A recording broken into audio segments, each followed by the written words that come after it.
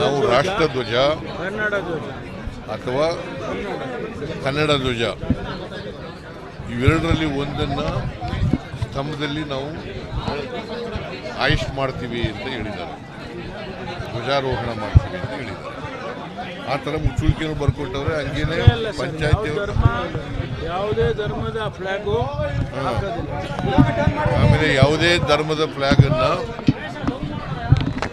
ಅಲ್ಲಿ ಆ ಕಂಬದಲ್ಲಿ ಹಾಕಲ್ಲ ಅಂತ ಹೇಳಿದ್ದಾರೆ.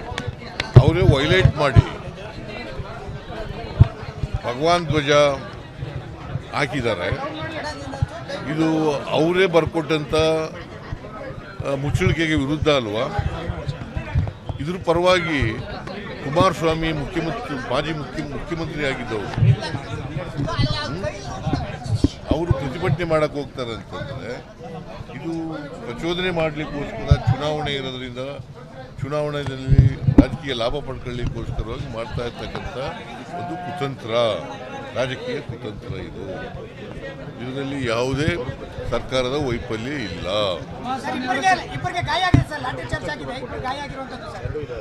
ಪೊಲೀಸ್ನವ್ರಿಗೆ ಹೊಡೆದ್ರೆ ಏನು ಮಾಡ್ತಾರೆ? ಲಾಠಿ ಚಾರ್ಜ್ ಗೊತ್ತಿಲ್ಲ ನನಗೆ. ಪೊಲೀಸ್ನವ್ರಿಗೆ ಹೊಡೆದ್ರು ಅಂತ ಇದೆ ನನಗಿರೋ ಇನ್ಫಾರ್ಮೇಶನ್ ಪ್ರಕಾರ. ಅದು ಬಿಟ್ಟರೆ ಬೇರೆ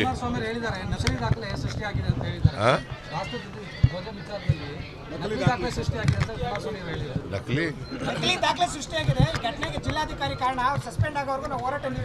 ಕುಮಾರಸ್ವಾಮಿಗೆ ಸುಳ್ಳು ಹೇಳೋದು ಬಿಟ್ಟರೆ ಬೇರೆ ಏನು ಗೊತ್ತಿದೆ?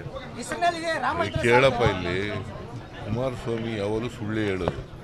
ಯಾವುದಾದ್ರು ಅವ್ರು ಹೇಳೋದನ್ನ ಸಾಬೀತು ಮಾಡಿದಾರ?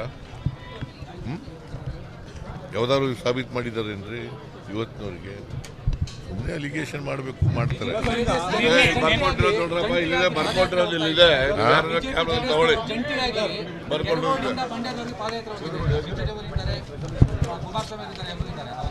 ಈಗ ಕುಮಾರಸ್ವಾಮಿ ಅವರೇ ಬಿಜೆಪಿಯ ವಕ್ತಾರರಾಗ್ಬಿಟ್ಟವ್ರೆ ಪಾಪ.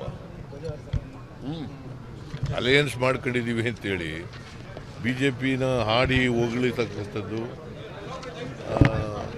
ಆ ಹೆಸರು ಮುಂದ್ಗಡೆ ಸೆಕ್ಯುಲರ್ ಅಂತ ಬೇರೆ ಇಟ್ಕೊಂಡವ್ರೆ. ಸೆಕ್ಯುಲರ್ ಅಂದ್ರೆ ಏನು? ಜಾತ್ಯತೀತ. ಬಿಜೆಪಿ ಜೊತೆ ಸೇರ್ಕೊಂಡ್ರೆ ಏನಂತ ಮಾಡೋದು, ಏನಂತ ಕರಿಬೇಕು ಇವ್ರಿಗೆ? ಸರ್, ಇದ್ರ ಜೊತೆ ಹೇಳಿದರೆ ರಾಮ ಇದ್ರೆ ಸಾಲದು, ನಡವಳಿಕೆ ಮುಖ್ಯ ಅಂತ ಹೇಳಿ ಕುಮಾರಸ್ವಾಮಿ ಹೇಳಿರುವಂಥದ್ದು ಸರ್. ಮೇಲೆ ಮೊದಲು ಕುಮಾರಸ್ವಾಮಿ ನಡವಳಿಕೆ ಕಲ್ತ್ಕೊಳ್ಳಿ, ಆಮೇಲೆ ಬೇರೆಯವ್ರಿಗೆ ಹೇಳಿ. ಸರ್, ನಿನ್ನೆ ಕುಮಾರಸ್ವಾಮಿ ಅವರು ಮೊದಲು ನಡವಳಿಕೆ ಕಲ್ತ್ಕೊಳ್ಳಿ, ಆಮೇಲೆ ಬೇರೆಯವ್ರಿಗೆ ಹೇಳಿ. ಸರ್, ನಿನ್ನೆ ಅಹಿಂದ ಸಮಾವೇಶ ನಡೀತಲ್ಲ, ಅದೇನಾದರೂ ಅಹಿಂದ ಶೋಷಿತರ ಸಮಾವೇಶ ಬಿಜೆಪಿ ಅವ್ರಿಗೆ ಏನಾದರೂ ನಡ್ಕೌಟಿ ಈ ರೀತಿ ಪ್ರಚೋದನೆ ಕೊಡ್ತಾ ಇದ್ದಾರೆ? ಬಿಜೆಪಿ ಅವರಿಗೆ ಪಾರ್ಲಿಮೆಂಟ್ನಲ್ಲಿ ಸೋಲ್ತೀವಿ ಅಂತ ಭಯ ಇದೆ.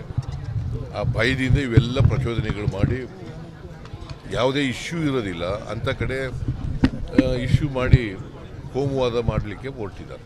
ಸ್ವಾದಿಷ್ಟತೆಯ ಸ್ವಾದ, ತಾಜಾತನದ ಆಹ್ಲಾದ, ಉತ್ತಮ ಆರೋಗ್ಯ ಮತ್ತು ಹೆಚ್ಚಿನ ರೋಗ ನಿರೋಧಕ ಶಕ್ತಿಯ ವೃದ್ಧಿಗೆ ಈಗ ನಿಮಗೆ ಸಿಗುತ್ತಿದೆ ಉತ್ತಮ ಗುಣಮಟ್ಟದ ಪೌಷ್ಟಿಕಾಂಶ.